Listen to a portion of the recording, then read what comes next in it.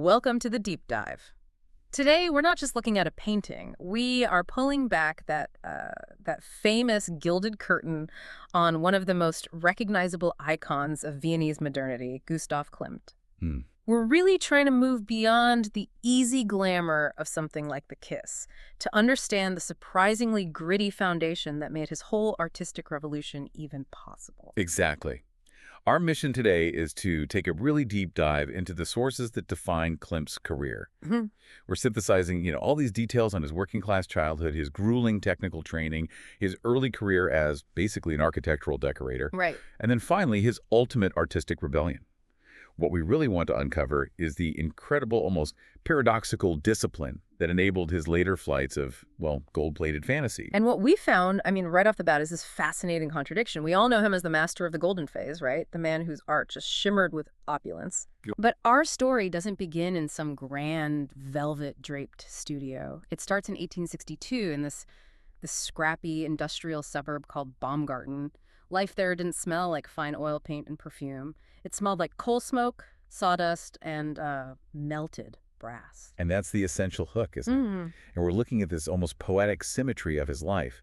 Klimt was the son of an engraver, a craftsman, a man who understood the molecular properties of metal. He literally grew up with it. He grew up watching his father laboriously hammer gold leaf and silver into these incredibly delicate designs.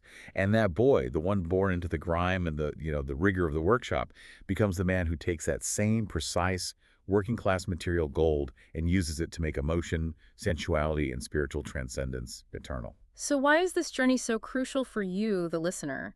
Because this is a story about a fundamental tension in all creation. It's the tension between discipline and freedom. We're going to track exactly how this meticulous, almost unforgiving technical training, the kind that teaches you how to render the exact curvature of a column, actually provided the secure foundation for the audacity and the profound psychological depth that defined his later secessionist work. It really shows that true innovation, the real game-changing stuff, often requires you to first master the rules before you can even think about breaking them. Or, as you said, before you earn the freedom to break them beautifully. Okay, let's unpack this journey starting right at the very beginning with those humble foundations. Who really appreciate the final shimmering result of Klimt's golden canvases, you have to first understand the scarcity and the constant noise that surrounded his youth. Klimt's birthplace, Baumgarten, was firmly lodged in the industrial working-class districts, way outside the glittering center of Vienna. This was not the Habsburg capital of waltzes and imperial grandeur, not at all. This was a place of labor, of necessity. And the sources paint this incredibly vivid, almost sensory picture of their home life. The family was huge, 7 children, including Gustav, all crowded together in this cramped apartment. And get this, it was situated directly above his father's metal workshop. Can you imagine the noise, the constant din? All day. The ringing of the hammer, the scraping of tools, the smell of burnt metal and coal dust, just always in the air, permeating everything. And the financial pressure was just relentless, wasn't it? His father, Ernst Klimt, he was skilled. He was a gold engraver, a technician who could turn dull brass into art. A real craftsman. A real craftsman, but he was only just scraping by. In that environment, art wasn't some, lofty philosophical pursuit. It was a trade. It was a means to survive. I think that's a critical point. Right. And it's right there that the material influences start to imprint themselves on young Gustav. His earliest visual and tactile memories, they weren't of oil paints or classical statues. They were of the tools of the engraver's trade. Like what specifically? Well, think about it from a child's perspective. Copper shavings on the floor, glittering under a gas lamp. The complex gears and mechanisms of a press. And most critically, the precise, painstaking process of watching his father hammer paper-thin gold leaf onto metal surfaces. Wow. So he's seeing gold not as a luxury, but as a material to be worked. A job. Exactly. It instilled this fundamental, almost sacred respect for craftsmanship. Precision wasn't just a desirable quality. It was the mandate of the job. If the engraving wasn't precise, the piece was ruined. And the family didn't eat. The family didn't eat. This gave him this pragmatic, deeply rooted understanding of how materials behave, a kind of knowledge he would later apply with, revolutionary results to fine art. And what about the boy himself? In all this noise and chaos, what was Gustav like? The sources all seem to agree on this. They do. He's universally described as reserved, painfully shy, almost a quiet internal figure. In a household with 7 siblings, constant noise, and constant physical proximity, he learned very early on how to construct his own silent world. He had to survive. He had to. He wasn't the one demanding attention. He was the quiet observer. He learned to just disappear into himself, sketching whatever was immediately in front of him. Like what? Oh, anything. The geometric pattern of shadows cast by a railing, the folds of fabric on a chair, the exact alignment of tools on his father's bench. He became obsessed with detail, with pattern, and with the underlying geometry of what, to anyone else, would just look like chaotic life. That habit, that discipline of just watching everything until you understand how it fundamentally fits together, that had to be the bedrock of his immense observational skill later on. Of course. It's a necessary skill for the psychological nuance he brought to portraiture, but you're right, it started as a coping mechanism, a way to find order in a very chaotic environment. And we have to remember the reality of his education, or lack thereof at first. Yeah. His talent for drawing was recognized by his early teens, but not as some artistic calling. No, it was practical. It was seen as a necessary means of lifting the family out of poverty. In districts like Baumgarten, children were expected to contribute as soon as they could. His talent was recognized as a ticket out, a survival strategy that placed immense pressure on his young shoulders. I hadn't really thought about that way. The sources suggest this gave his early successes a kind of dual meaning. Every flawless early sketch, every little competition he won, it was tied directly to survival. It wasn't just for applause. Not just for applause. This silent burden, this responsibility that he had to succeed for his entire family's future, it quietly sculpted a patience and a discipline that most artists who grew up with financial security, well, they never had to develop. And that creates a fascinating internal paradox, doesn't it? The quietest boy in the room was carrying the largest financial weight. That pressure forced him to be relentlessly disciplined, which, sets the stage perfectly for the next phase of his life. The demanding technical institution that would formally train his hand and his eye. And that moment arrives in 1876. He's only 14, and he wins a scholarship to the Vienna School of Arts and Crafts, the Kunstgewerbeschule. Let's just pause and consider that transition for a second. It's huge. He moves from the crowded, smoky workshop above his Baumgarten home to the absolute grandeur of Vienna's most prestigious decorative arts institution. It was a complete and total culture shock. The Kunstgewerbeschule was housed in this imposing neoclassical building with marble columns and polished echoing corridors. Klimt arrives in his secondhand clothes, exchanging the familiar scent of coal and brass for the tang of linseed oil and wet plaster. It must have been like stepping onto another planet. Absolutely. And you can imagine it reinforcing his initial shyness, but also probably focusing his ambition. He knew what was at stake. And the curriculum there was, by all accounts, brutal. It was precise because the school's whole mandate was industrial and architectural. That's the key. Yeah. They weren't training future studio painters to express themselves. They were training highly skilled craftsmen, decorators, muralists, and technicians who would go on to adorn the massive new buildings being erected all over Vienna's Ringstrasse. The Ringstrasse era. Yes. So the professors insisted on absolute technical mastery. Klimt spent years buried in technical draftsmanship, anatomy, proportion, perspective, strict adherence to classical rules. We are talking about mastering vanishing points, not for a small easel painting, Right. but for enormous frescoes that had to be viewed correctly from 30 feet below, often on curved ceilings. The margin for error was zero. And the sources make a point that his quiet nature was actually a huge asset here. He wasn't flashy, he wasn't a show-off, but he was relentlessly methodical. He was a workhorse.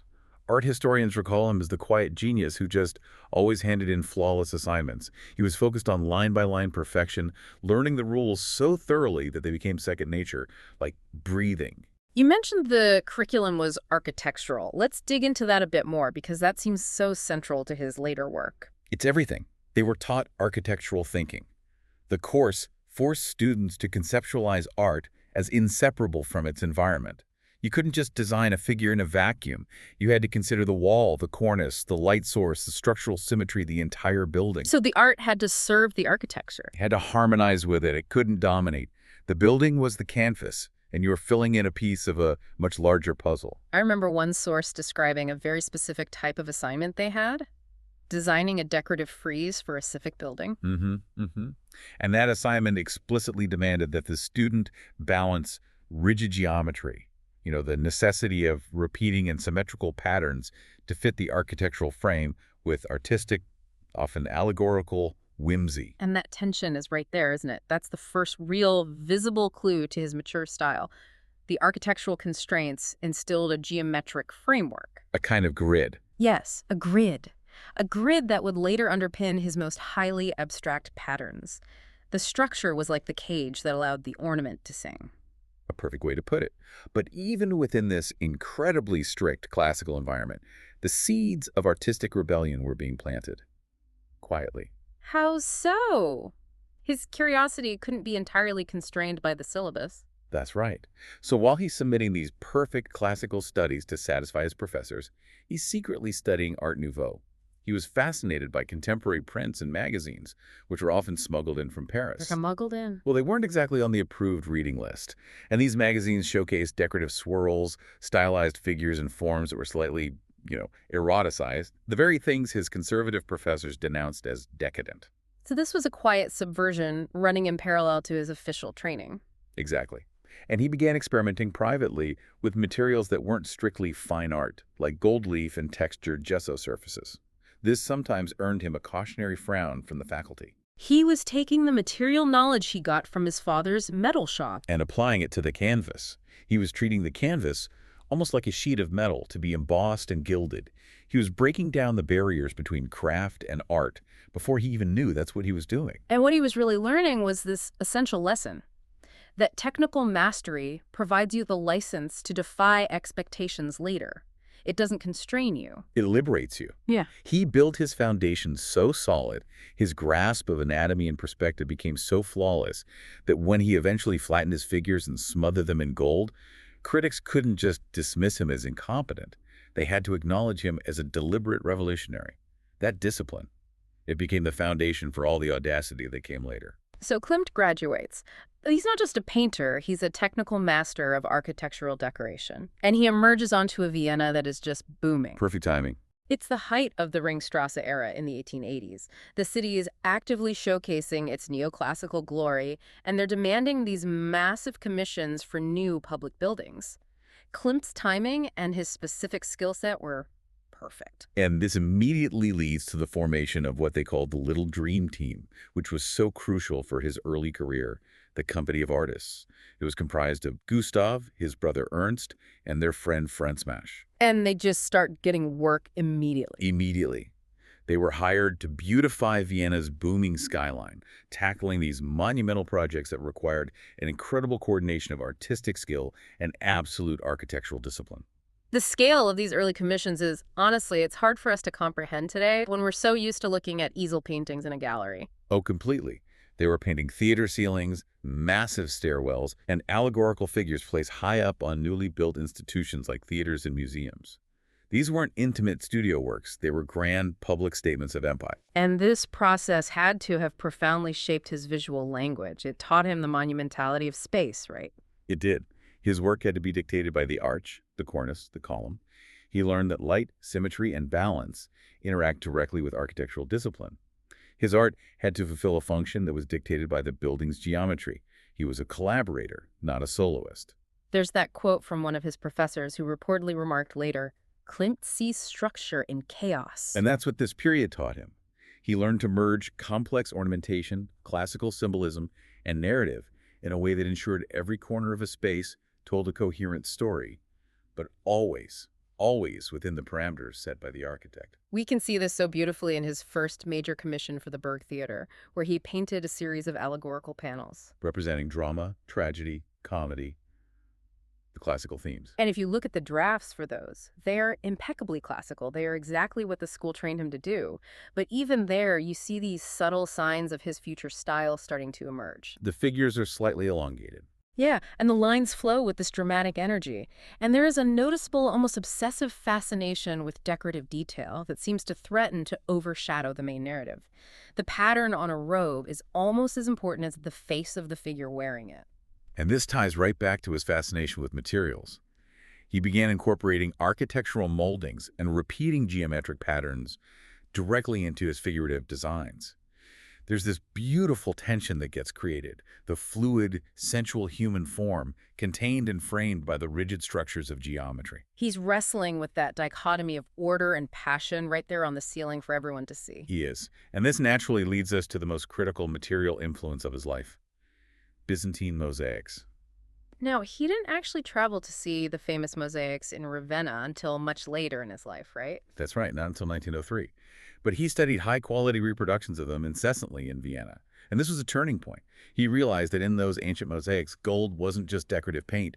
It was a structural element of light itself. Okay, so how did that fascination with mosaics, which are made of these small, solid, blocky pieces, tesserae, how did that translate technically onto a fluid canvas? That seems like a huge leap. It was a philosophical and a technical shift. The mosaics showed him that figures could be stylized, they could be flattened, and they could be made transcendent by removing them from realistic three-dimensional space and placing them against a solid, shimmering field of gold. So it's about creating a different kind of reality, a spiritual reality, not a physical one. Precisely. And he began experimenting with gold leaf to mimic that effect of light catching hundreds of tiny reflective surfaces. He was starting to use gold not as paint, but as an applied texture, a form of light, a divine shimmer that exists somewhere between tangible art and spirituality. So he's not just using gold-colored paint. He's using actual paper-thin sheets of gold leaf, applied with painstaking precision. This is where the old craftsmanship from Baumgarten comes roaring back, but fully professionalized now. Exactly. And he became this master orchestrator of the visual environment. Sources confirm that when he was working on the Burgtheater ceiling, for instance, he spent hours just observing. He would watch how natural light from the windows and the artificial candlelight used during performances would flicker across the walls. Why? What was he looking for? He needed to anticipate the lighting effects on his figures.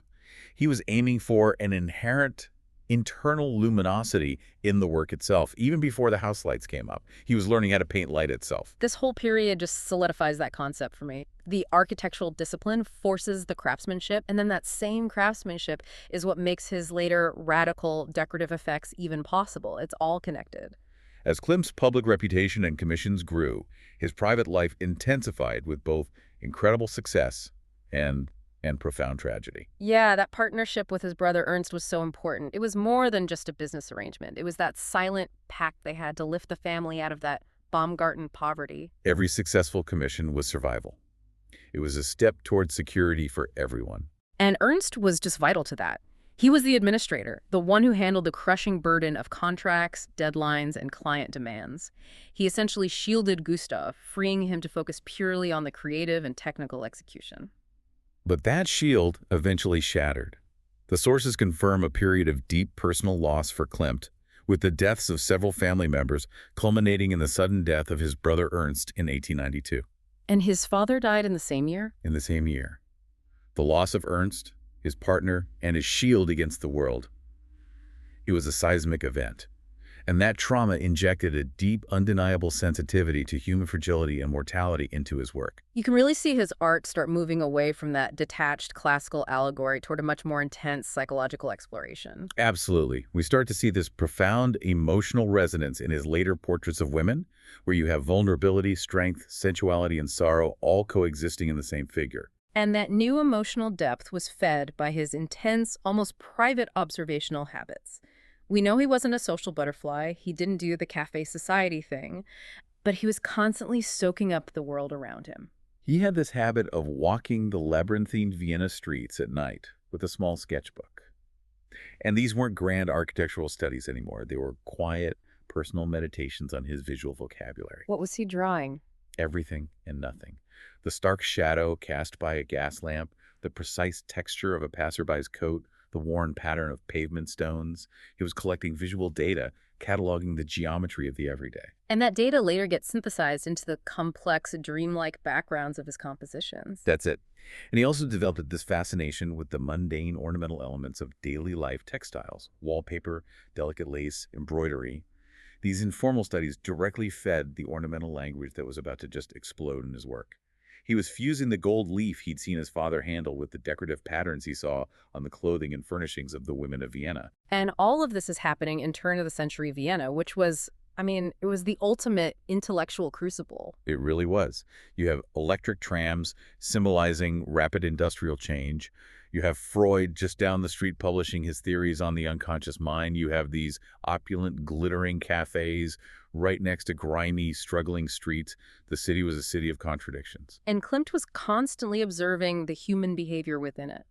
The social hierarchies, the idle chatter, the visible tension between the rigid external order of the empire and the swirling internal chaos of its citizens. And he wasn't isolated from this intellectual ferment. He hosted these small, informal gatherings in his studio where artists, philosophers, even scientists would come and debate art theory and the emerging symbolism of the age. What's truly fascinating is that Klimt rarely spoke at these gatherings. He was the host, but he remained quiet, just listening, absorbing these complex ideas about integrating symbolic meaning, intellectual concepts, and ornamentation into his visual work. He was synthesizing philosophy, psychology, and his vast technical knowledge, all in silence.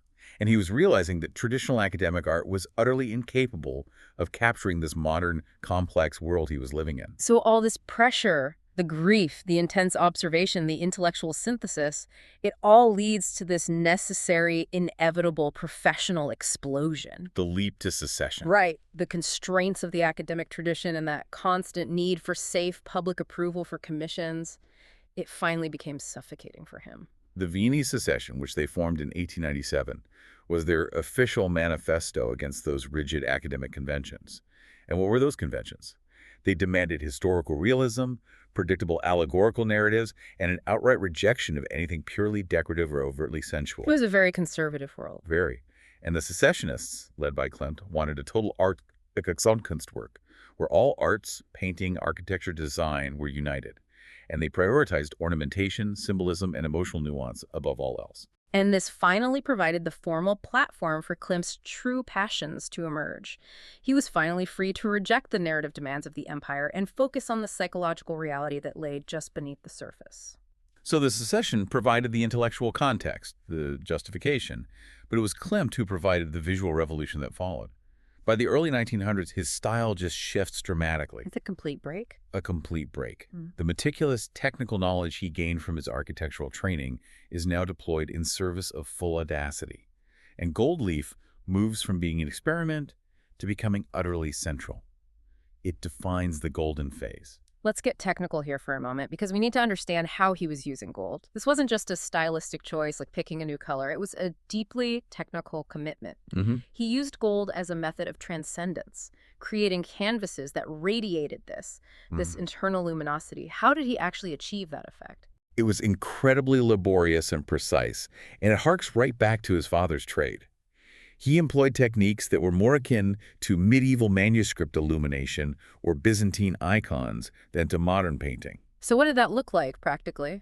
Well, he would often apply a chalky, smooth base layer, it's called gesso, to the canvas first. Then he'd apply specialized adhesive layers, known as sizing. And only then would he carefully, painstakingly, lay down these actual sheets of ultra-thin gold, silver, or sometimes even platinum leaf. He wasn't just painting with gold. He was treating the surface like a precious metal object. And he was constantly experimenting with the final effect, wasn't he? It wasn't just a flat surface of gold. Not at all. By layering different colors of paint beneath the gold, say a deep red or cool blue, he could achieve this otherworldly, shimmering quality when you viewed it under different light conditions. The gold was the surface, but the color underneath provided the spiritual temperature, if that makes sense. It does. And this era, of course, culminates in his most iconic work, The Kiss, from around 1907-1908. That painting captured the public imagination precisely because it balanced this intense, raw intimacy with complete stylized abstraction. You're right. The figures are utterly entwined in this shimmering, tactile gold, but they're set against what is basically a patterned, abstracted void. There's no real sense of place or time. And that blend is the genius of it.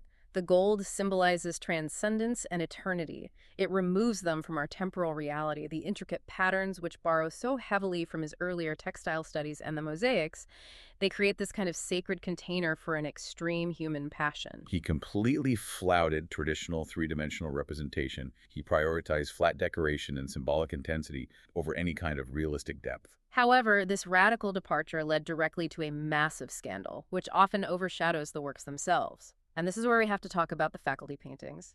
Oh, yes. Philosophy, medicine, and jurisprudence.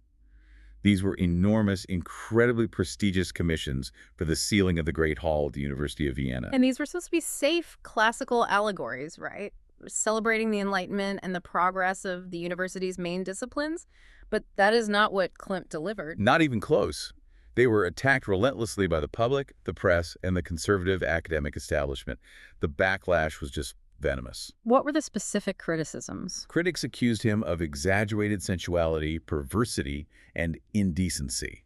Philosophy was denounced because it depicted these vague, floating figures of suffering and ignorance rather than the clear, rational pursuit of truth. Medicine presented a chaotic pile of vulnerable, nude bodies, not a triumphant, heroic healer. And jurisprudence? Jurisprudence depicted a moral void, a figure of justice, seemingly overwhelmed by primordial sin, flanked by these almost demonic figures. It was a vision of chaos, not order. And Klimt, though he was generally a quiet man, he didn't shy away from this fight. No, he didn't. He had consulted scientists and philosophers for these works. He was trying to incorporate abstract representations of profound modern ideas into human forms. He wanted to show the underlying chaotic truth of the human condition within those disciplines. But the critics, they only saw exposed, vulnerable flesh and complete rejection of academic dignity. In fact, his response to the scandal really cemented his defiant stance. He produced that famous polemical image, Nuda Veritas, Naked Truth. Right, where a red-haired female figure stands, completely nude, holding a mirror up to the viewer, and it's accompanied by a quote from Schiller. "If you cannot please everyone with your work and your art, please only a few. To please many is bad." Wow, that's not subtle. It was his open declaration of war against conservative taste. It demonstrated that he was willing to sacrifice massive, lucrative commissions for the integrity of his vision. And that controversy fundamentally changed his career. He solidified his role as an artist willing to risk financial ruin and public condemnation for his revolutionary vision. He actually bought back the faculty paintings at great personal expense. He did. He declared his artistic independence from state commissions forever after that. And this whole tension is reflected in his incredibly complex focus on the female form during this period. Women in his mature work are not just decorative subjects. No. They become the vehicles for his deepest psychological and symbolic explorations. They are alluring, yet often untouchable, commanding, yet incredibly vulnerable. They really reflect the complicated and often feared identity of modern womanhood in a rapidly changing Vienna. So as Klimt enters the peak of his fame, having successfully waged his artistic war, his working life settles into this rhythm of intense, private discipline. Despite all the controversy, he maintained an incredibly strict schedule. His studio environment was almost monastic. He worked in near silence, and he understood that what he was trying to do, synthesizing symbolism, psychology, ornamentation, and sensuality, it required total uninterrupted focus. The precision that was necessary to execute those golden works was just immense. It's not something you can do casually. Not at all, which is why he maintained that monastic environment. And his sketchbooks from this period are crucial historical documents for understanding his process. They're palimpsests. You can see layers of drawings, erasures, and corrections. So he was working and reworking his ideas constantly on paper. Relentlessly. Yeah. They reveal this free, constant experimentation on gesture, posture, and intimacy. He was constantly refining his visual language before he would ever commit to the final gold-laden canvas. He was searching for the perfect synthesis of a psychological moment and a decorative setting. And it's truly remarkable how, in his mature works, he achieves this synthesis of influences that spans centuries and continents. It's not just one thing. No, it's a blend. We see the luminosity and the flatness of the Byzantine mosaics, which we discussed earlier. That's combined with the flat planes and simplified compositions of Japanese prints, which were very fashionable in Vienna at the time. And the flowing organic lines of Art Nouveau. And the allegorical weight of his classical training. It's all in there. He essentially created his own unique visual language by blending these diverse cultural influences. He was finding universal truths in global aesthetics, which is part of what makes his work feel both timeless and yet utterly modern. Interestingly, in his later works, after the initial explosion of the Golden Phase, in pieces like the second portrait of Adele Bloch-Bauer, we see a subtle but significant evolution. We do. There's less of that flamboyant, dominant use of gold leaf. Instead, we see a shift toward a more complex, painterly depth and a delicate interplay of highly nuanced color and patterned space. What do you think that shift reflects? I think it reflects an artistic maturation. It links back to the idea of him as the psychological observer. The emphasis moves from the immediate, overwhelming texture of the gold surface to the more subtle interaction between the subject's inner life and the decorative space that's surrounding her. So he begins to use color fields and patterned clothing not just as ornament, but as a symbolic extension of the sitter's personality. Exactly. And the sources reveal his meticulous preparation for these portraits. He would spend hours just arranging simple objects, books, vases, textiles in his studio, not for grand still lifes, but simply to study composition and the effects of light. These small, private studies inform the precision and the ethereal quality of the backgrounds in his major portraits. They contribute to their enduring sense of mystery. Throughout his entire career, he maintained this fascinating, necessary tension. The tension between public acclaim and private exploration, and critically between the decorative, the pattern, the surface, and the psychological, the inner life. He was orchestrating an experience for the viewer, ensuring that the human figure and the decorative ornament were conceptually and visually inseparable. You can't have one without the other. And his legacy expanded far beyond the canvas. His decorative style, those distinct motifs, his use of negative space, and yes, his gold leaf techniques, all of it leaped directly into the broader applied arts. It did. His ornamental patterns influenced architects, furniture designers, and fashion designers. He became a central figure in achieving that ideal of the Gesamtkunstwerk, the total work of art that the secessionists had championed. He was a critical bridge between high art and the everyday visual culture of Vienna. He essentially proved that the precision required to execute a decorative trim on a building was the same precision required to capture a soul on canvas. And that you could transition seamlessly between those two worlds. They weren't separate. For him, they were one and the same. #outro. So if we look back at Klimt's entire trajectory, what we see is a masterclass in how a rigorous, practical foundation can lead to absolute revolution. He went from the technical discipline he learned on scaffolds and drafting tables, under the shadow of financial necessity, to becoming the visionary who coded profound human emotion in shimmering gold. And his story completely, utterly refutes the idea that technical discipline stifles creativity. Instead, his technical mastery, that initial grueling training he received as a child of poverty, was the necessary, immovable foundation that supported his wildest, most fantastical flights of imagination. You had to have the foundation to build the fantasy on top of it. Exactly. He had to master the rules completely, meticulously, before he could earn the freedom to break them so beautifully. And it's a fascinating arc. Klimt began his career painting structures for the Empire art that represented order, elegance, and external allegory. But he ended up painting what lay just beneath that structure: the passion, the chaos, the subconscious mind, and the shimmering complex reality of modern psychology. So if Klimt saw structure in chaos and used that structure to create his most liberating work, we want to leave you with this provocative thought. What hidden foundational structures, what quiet, rigorous disciplines or necessary, almost mundane habits are currently guiding the chaos in your own life? And what are you mastering today so you can earn the freedom to rebel tomorrow? Until next time, keep digging deeper. We'll see you then.